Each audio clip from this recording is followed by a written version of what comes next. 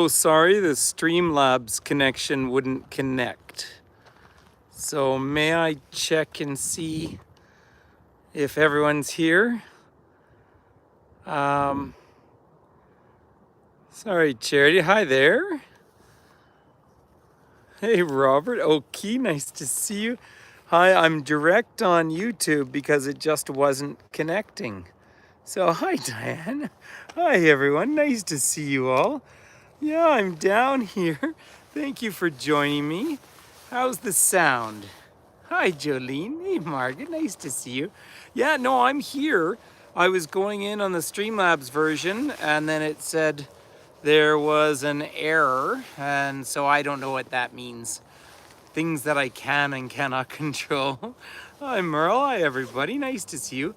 So hopefully it's good and clear, everyone. I know the other system has been working better, but I've come down on my bike here, and I wanted to come for an evening of reflection. I was actually watching a little muskrat earlier, so it's nice to see. Hi, Danny. Nice to see everyone. Well, good evening and welcome to Banff. Um, you do know this beautiful location, Sanders. Lovely to have you here. I've had a gorgeous day. Some of you saw a photo. So I was out in Kootenay National Park today, which was a real treat. Had a few people with me on a tour. One of them, Sandra, you met the other day. Hi, Sarah. And it's been raining on and off, but that's good news. So let's switch this around. So it's been raining on and off, but we want it to rain. The reason we want it to rain, of course, is there are horrendous fires in the province of Alberta. Most of them north of here, although we did have a fire in Banff the day before I got home. Now, let's put that in some perspective. It was a prescribed burn. Thank you, Charity. Thank you very much. Yeah.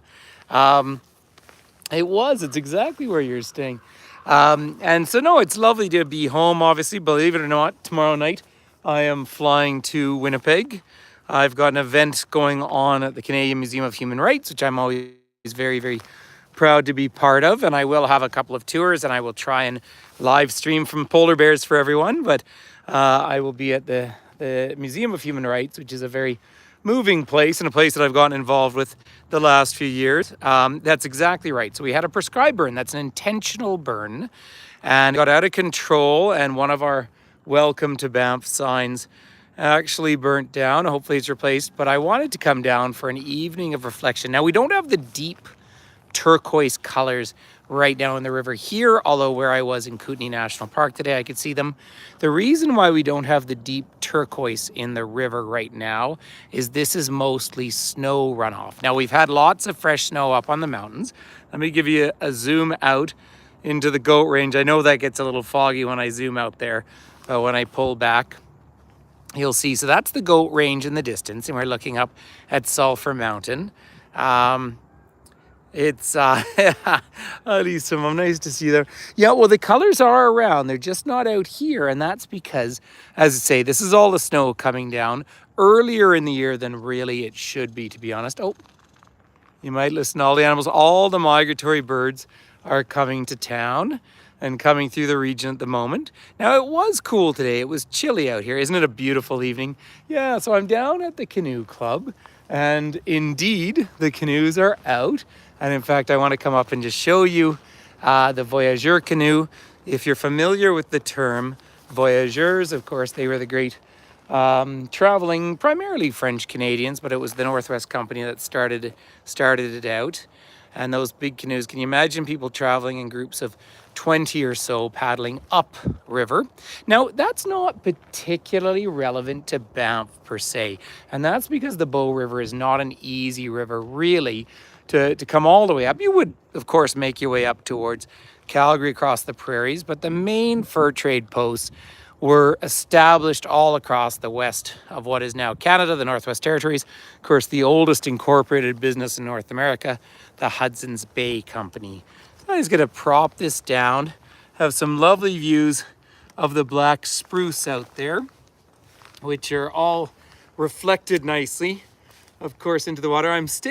I'm hanging out here a little bit because, say, there's been a muskrat going back and forth today. I was watching, him earlier. They have a home down on the side of the banks there, which is pretty neat. But let's just give a sense of what this all means in terms of this distance. So many of you, of course, have traveled with myself and with my friend Pam, who I saw today, by the way, and Finn Toomey, who's going to have breakfast with us.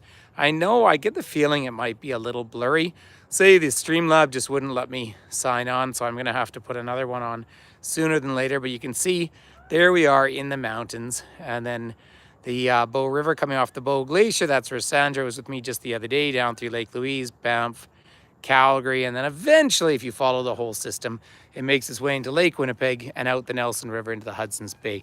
So that, if you count every bend in the river, you're getting about 4,800 kilometers. So a pretty spectacular area altogether.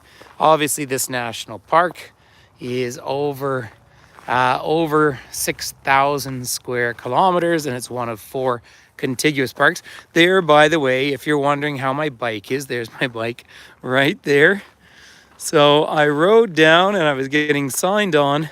I was going to lock my bike up with all of you, and then suddenly it wouldn't connect. So then I became quite worried. So I'm just going to prop you down here for a second. Is that right? It uses Prism. Well, I'm very open. I mean, I was chatting with Patrick and Aaron previously, and we've had this other one that's been working really well. You know, it's really a tough one. Sorry, let me just get... I don't even feel like I need to lock the bike up that much, but I feel like probably I should. So there's my kryptonite lock, so that anyone who wants to try and, you know, that's actually probably worth... Hi, Lynn. Bike's probably worth more than my car is these days. But yeah, I know people have been trying all sorts of different filters. No, the one that I've been using has been just excellent overall. But say today it just said error, so who knows. Now, lovely evening light. It's 6:45 p.m. here in Banff National Park right now. I was down in Kootenay today and all the way down to Radium Hot Springs, which is a lovely place. And I did soak in the hot springs for about an hour. And I got into the habit that sometimes one does where they have a cold plunger. So I was going from the lovely warm to the cold. This is a magic little time right now. Thank you, Lynn, for asking. I'll talk about that in a minute. Down through here, we are above freezing. And the last few mornings, it's actually been above freezing. That's not really that normal for this time of year. Generally speaking, we would be below freezing in the morning. But because we've been above freezing the whole time, what that transpires to is, of course, it will start the hatch of the mosquitoes, but we should drop below freezing, hopefully. Although, that noted, we had good rains today.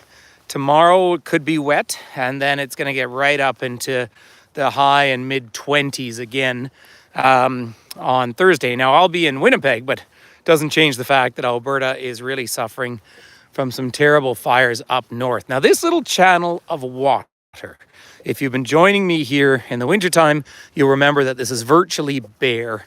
In the winter, the water levels have come up a bit faster than they normally do. Hi, cheese. They normally do this time of year. I sort of think of that heavy melt as being kind of late May, not kind of early mid-May. But there we go. But this is, if I curve around, this is where the river is flowing. That's where you're heading east on the river on that map I was showing you. But let's wander down and we'll just see if there's anyone out and about. It's interesting, actually. This is how high it's all coming up. We get a flooding every spring. That, by the way, is our hospital in the back. And we're very, very fortunate in this community to have an excellent hospital. Although, like everything, there's always a bit of a challenge at the moment. Here in Banff, we broke our record last year. Of course, we had 7 million visitors into the park. Now, that could be day trippers as well as people who come spend the night. But that's a lot of pressure on quite a small ecosystem. You know, as a town, it's a wonderful view. That's Mount Norquay, by the way, the view in the distance. That's one of our ski areas, but you'll see that really the snow is off at the peak. Further back in the distance is Brewster's Peak, and the Brewster family is one of the first families to organize group tourism in the area. So a lot of pressure on our ecosystem down through here with all the visitation, and that's why, of course, as we are the second or third oldest national park in the world, it's a long conversation. But Parks Canada becomes the Dominion Park Service back in 1911. It's the oldest park service in the world. And that's significant because it has a tripartite mandate. Let me just hop over this tree here. I'm going to take you all climbing one of these days when I trust the reception well enough. Rock climbing, I mean. But the tripartite mandate of the Park Service in Canada is access, cultural heritage, and environmental protection, and that's always a hotly a difficult balance. By the way, there's some free chocolate, which is always all over here. That's droppings there. Today, of course, I did see a lovely, healthy black bear. Didn't see a grizz today. I know there's a mother grizzly with a cub hanging around where I was in Kootenay, hoping to see them. The route that I took today, I can never take you on a live virtual tour there because there's no reception at all.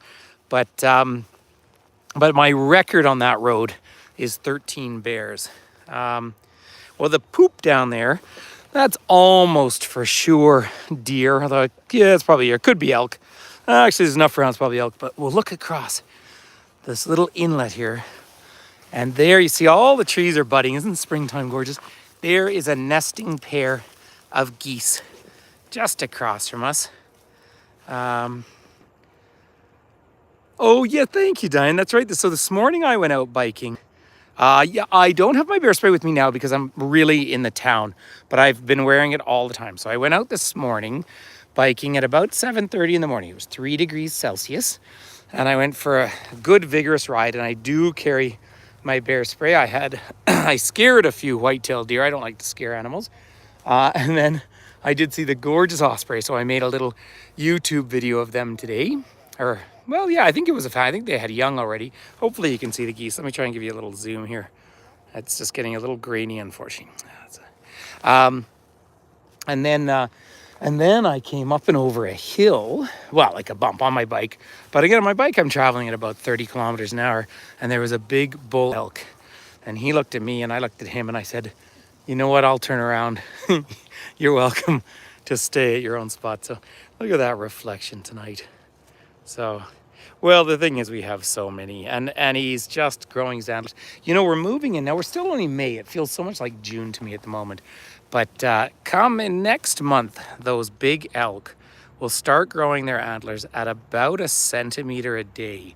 So they're really just eating all the time. And they get that really, you know, you might remember they get this sort of velvet all over their antlers. Those are actually capillaries, and they're pumping blood through there as they're growing. And of course, that all leads up into mid-September, which is the rutting season. That's the loving season. It goes on for about 2 weeks, 15 days or so.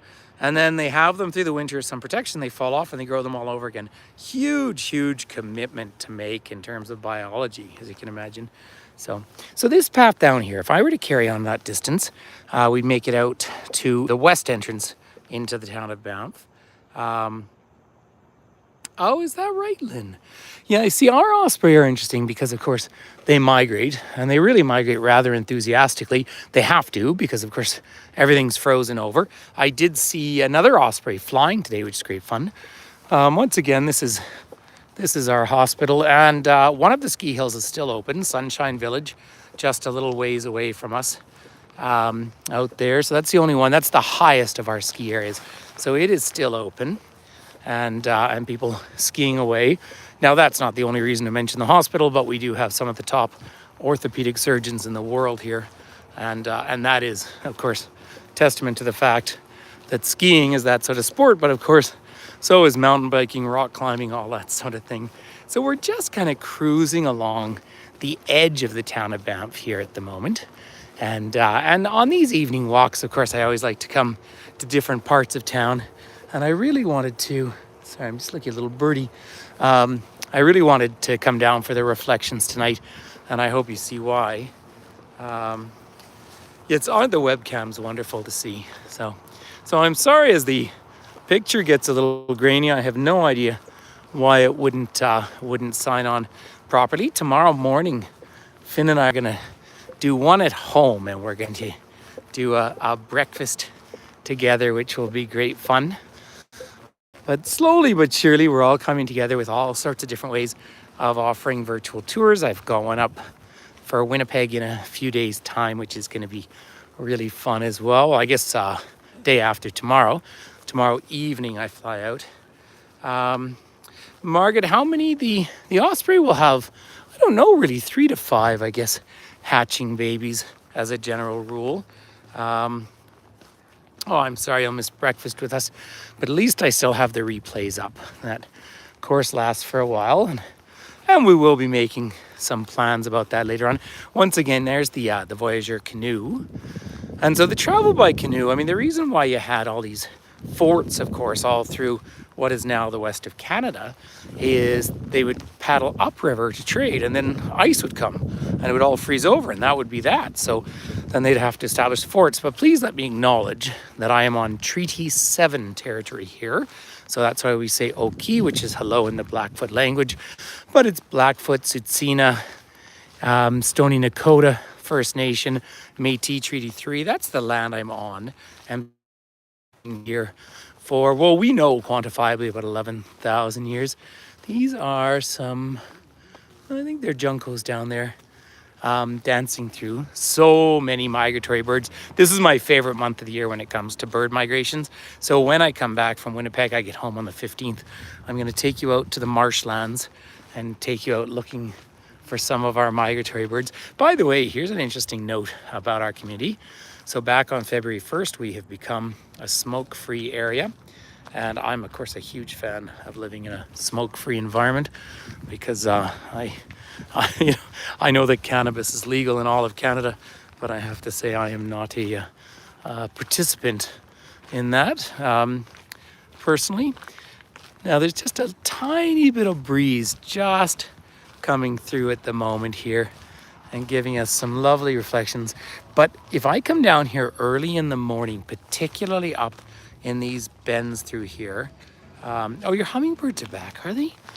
That's lovely. I haven't seen a hummingbird yet this year, but if I come down here early in the morning, I can stand along the edge when you get the hatch of the bugs, and I will actually see the fish rise in the water. And we have 4 larger fish that come through here, but the most important one really, as we say, is the Dolly Varden or the bull trout, because that's a really native fish. There are brown trout and there's mountain whitefish and so forth, but they're really doing their best to keep that native fish here and healthy. And it's interesting because quite an aggressive fish, but the downside for that is that it was quite easy to catch and has been. Now, it's so interesting because the last time I did a live tour here before I flew off to Europe, when I was over in Ireland for 2 weeks, I was actually standing right out on the river, and look at that. It is all melted incredibly quickly this year. So Sulphur Mountain in the distance, between that mountain and the land we're looking at are the old Warner stables. So they're stables that go back to the 1960s out there. But as I do curve around, look at this evening light. Oh, and there's just a tiny sun shower coming down, which is gorgeous. And there's someone canoeing up the river there. Out in the distance are the Vermilion Lakes. I was out at Vermilion Pass earlier today in Kootenay National Park.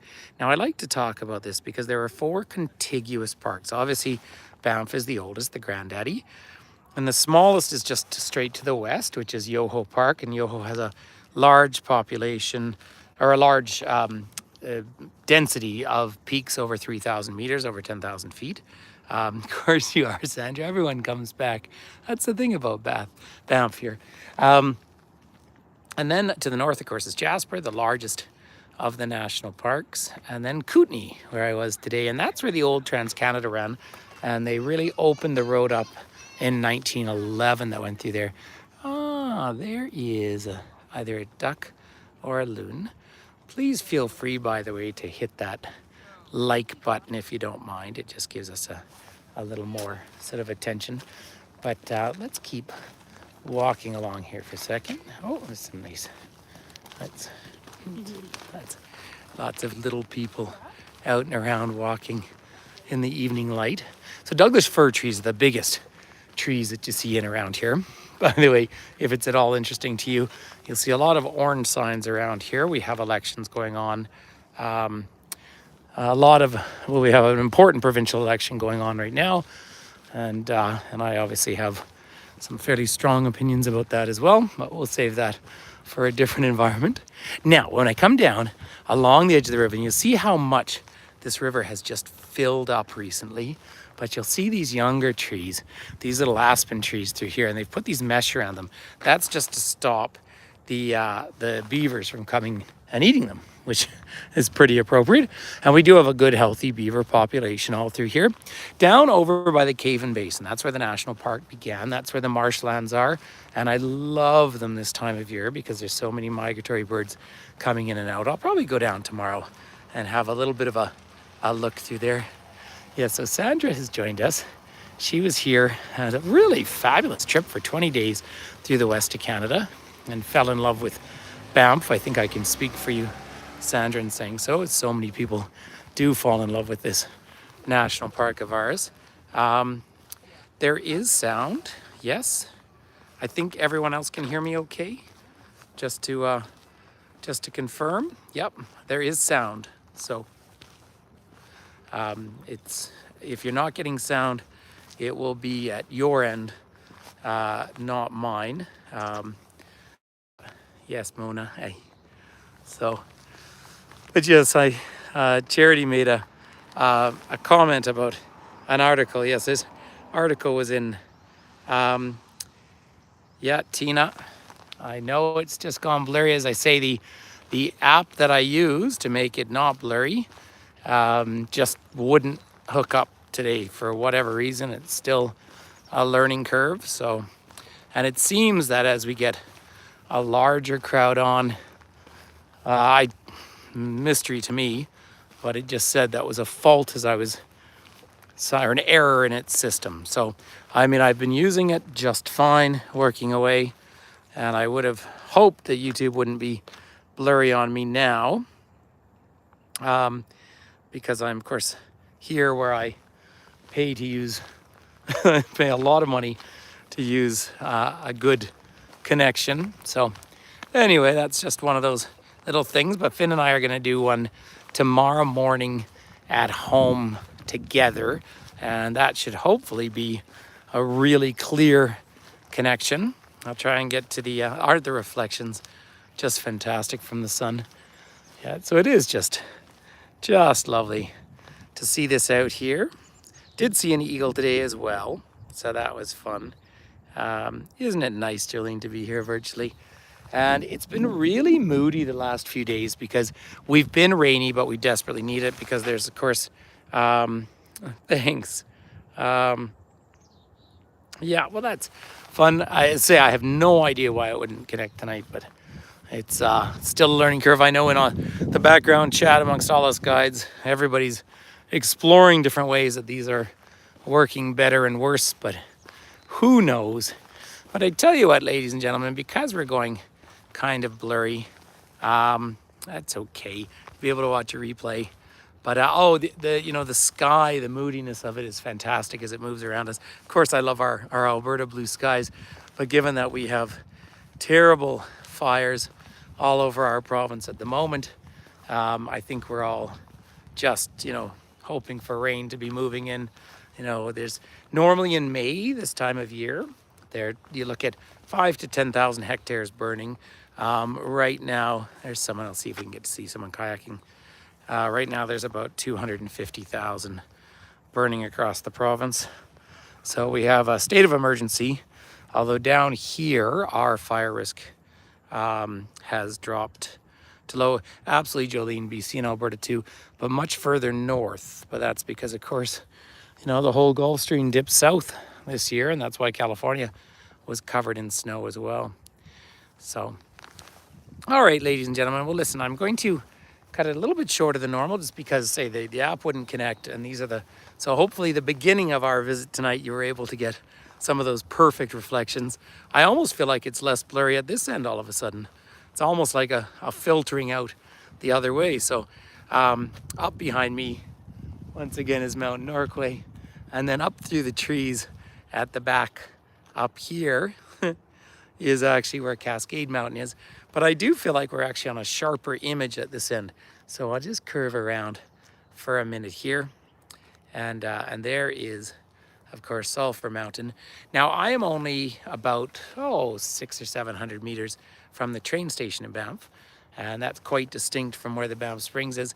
But once I'm back home, I'm going to try and get up a nice series of evening walks. I know we've actually had a fair crowd on tonight, so I thank you for coming and joining me. So, well, thank you. You have a lovely evening too. I'm going to go out for a bit of a bike ride and then maybe barbecue something. And tomorrow evening, very late, I fly to Winnipeg. So I will be in, sorry, I keep watching animals rising out here. I will be in Winnipeg for the next few nights, and I'm looking forward to that. And you're very welcome. So thank you, everyone. I'd like to say peace and love to all of you. Thank you for joining along. And I did put up a couple of fun little short videos. Thanks, Danny. Short videos. When do I go again? I'm going away tomorrow, Lynn, to Winnipeg. Then I'm home, and then I will fly the night of the 23rd. I'm flying over, hey Marcia, I'm flying over to Amsterdam, so I'll get there the 24th, hanging out with Mark and Lee for a few days, and then going down to Paris, France. So, and out to Normandy and Brittany. So I did put up one for the Mont Saint-Michel. I might actually put up one out there on Zoom or something like that too. So anyway, ladies and gentlemen, it's nice to connect with everyone, and thanks for hanging out. And do play around with the YouTube channel a bit, because it's fun, and watch some of the replays. And I'll Google as to why it wouldn't connect tonight. So who knows? So love you, everyone. Thank you.